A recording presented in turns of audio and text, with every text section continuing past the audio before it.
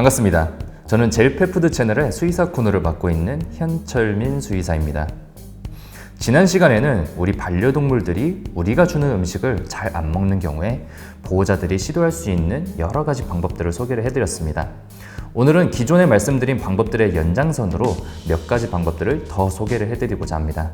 특히 오늘 알려드릴 팁들은 음식의 사회적인 가치를 활용하는 방법들이 많이 소개가 되기 때문에 반려견을 키우시는 분들이 크게 도움을 받으실 수 있을 것 같습니다.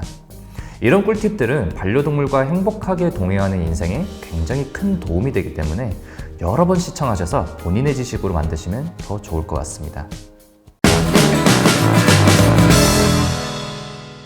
개의 먼 조상인 늑대들을 한번 생각을 해봅시다. 늑대 무리가 사냥에 성공을 하게 되면 사냥감의 시체를 늑대 무리의 우두머리가 먼저 시식을 합니다. 가장 맛있는 부위들을 모두 먹은 뒤에 우두머리가 자리를 피하면 그 다음 위계를 차지하는 늑대가 차례대로 식사를 하게 됩니다. 즉, 개들은 음식에 사회적인 가치를 부여하는 동물이라는 겁니다. 일단 이 정도로만 알아두시고 반려동물의 진화학적인 얘기는 다음에 기회가 될 때 더 자세하고 재미있게 설명을 드리도록 하겠습니다. 우리가 아이들한테 밥을 줄 때를 한번 생각을 해볼까요?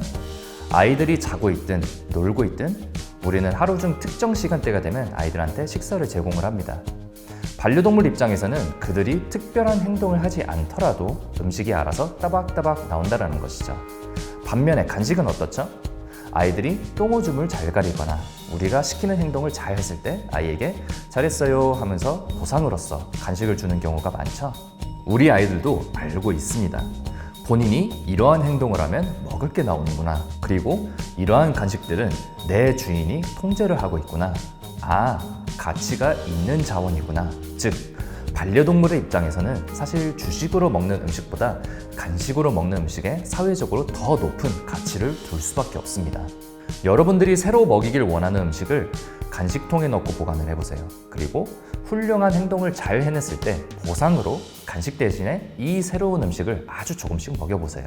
그리고 천천히 이 새로운 음식을 식사 시간에 함께 소개를 해주세요. 아이들이 조금 더 자연스럽게 새로운 음식에 적응하는데 큰 도움이 될 것입니다. 우리가 식사를 할 땐 원칙이 있죠. 사람 음식은 반려동물에게 주지 않는다. 물론 이 원칙을 지키지 않는 소수의 보호자님들도 있습니다만 대부분의 경우에는 이 원칙을 지키고 계실 겁니다. 그리고 우리가 식사를 할 때마다 우리 발 밑에서 뒷발로 서서 앞발로 간절하게 기도하는 자들이 있습니다. 왜 기도하죠? 우리가 먹는 무언가가 자기들한테도 제공이 되었으면 하는 바람을 기도로 보여주고 있는 겁니다. 남의 떡이 더 커 보인다 라는 속담이 있죠.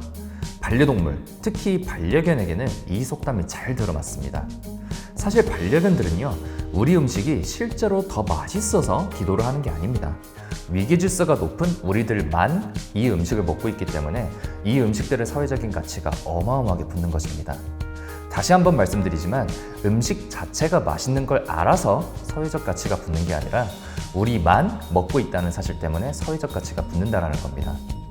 이 사실을 역이용해서 우리 아이들의 소원을 성취해 줄 수 있습니다. 바로 우리 사람들이 식사할 때 사용하는 그릇을 아이들 식사 시간에 제공하는 것입니다. 쉽게 말해서 사람 밥그릇으로 교체를 해준다는 것이죠. 이렇게 밥그릇을 사람 그릇으로 바꿔주는 것은 그릇의 재질이 바뀌면서 생기는 효과와 주인이 사용하던 그릇을 자기가 사용한다는 사회적인 가치 효과가 시너지를 일으킬 수 있습니다. 따라서 이 아이들의 음식 섭취량에 긍정적으로 영향을 줄 수 있겠죠. 이건 두 가지 측면으로 볼 수 있는데요.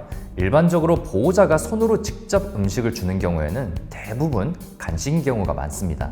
즉, 간식이라는 매우 가치가 높은 자원을 손으로 줘왔기 때문에 보호자의 손에서 나오는 무언가는 당연히 가치가 높을 것이다 라고 생각을 할 수 있는 것입니다. 두 번째 시각은요, 마찬가지로 위계질서로부터 오는 가치입니다. 보호자가 취하고 있는 자원을 반려견이 취하도록 허용한다는 점에서 우두머리 늑대가 나머지 늑대들에게 사냥감의 시체를 양보하는 것과 같은 모양새를 보여주는 것입니다. 다만 이 방법의 경우에는 장기화되면 될수록 보호자분들에게 불리한 쪽으로 습관이 길들여질 가능성이 높습니다.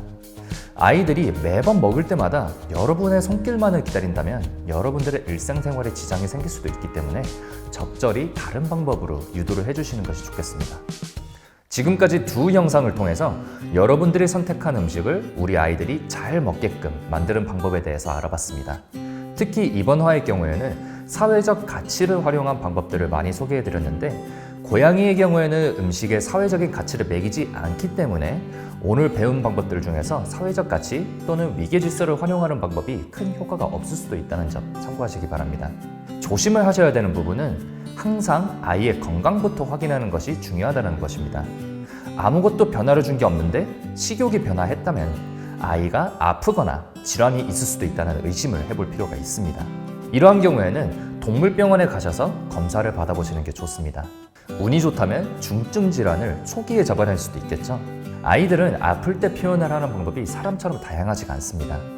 초등학생들은 아프면 배가 아파요, 머리가 아파요 말을 해주죠. 반려동물들은 말을 하지 않기 때문에 몇 가지 행동으로 표현하거나 임상 증상으로 나타납니다. 먹거나 먹지 않는 것도 이러한 표현 방법들 중에 하나이고요. 이러한 것들을 파악하는 것이 바로 여러분들의 의무인 것입니다. 사실 이상적인 상황은요, 사료가 조금 맛이 없더라도 아이가 음식을 잘 먹는 상황입니다. 아이들이 새로운 음식에 대해서 조금 경계심을 가지고 있다면 지금까지 설명드린 전략들을 통해서 이를 해소해 주는 것이 여러분들의 역할입니다. 매번 사료를 안 먹을 때마다 사료를 바꿔주시거나 맛있는 음식이랑 버무려서 주시는 분들도 계신데요. 개인적으로는 추천드리지 않습니다. 굉장히 안 좋은 습관이 형성될 수 있거든요. 반려동물과의 동행은요, 장기적으로 보셔야 됩니다. 나중에 중년, 노령이 되었을 때 또는 중증 질환이 생겼을 때를 생각하셔야 됩니다. 지금 건강할 때 까다롭게 군다고 쉬운 해결책만 찾다 보면은 나중에는 정말 답이 안 나오는 상황이 올 수도 있습니다. 처방식을 먹여야 되는데 평소에 먹던 음식보다 맛이 없다고 이를 거부해버리면은 그때부터 우리가 아이를 위해서 해줄 수 있는 선택지가 굉장히 제한되거든요. 따라서 지금까지 제가 열심히 설명드린 방법들로 먼저 시도를 해보시는 것을 추천드립니다. 음식이 조금 맛이 없더라도 잘 먹도록 만드는 게 여러분들의 의무라고 생각을 하시고요. 위의 방법들을 활용하셔서 아이들을 건강하게 키우시기 바랍니다. 오늘 시간 관계상 소개를 드리지 못한 여러 가지 방법들이 더 있는데 이 방법들은 다음에 기회가 되면 다루도록 하겠습니다. 지금까지 현철민 수의사였습니다. 감사합니다.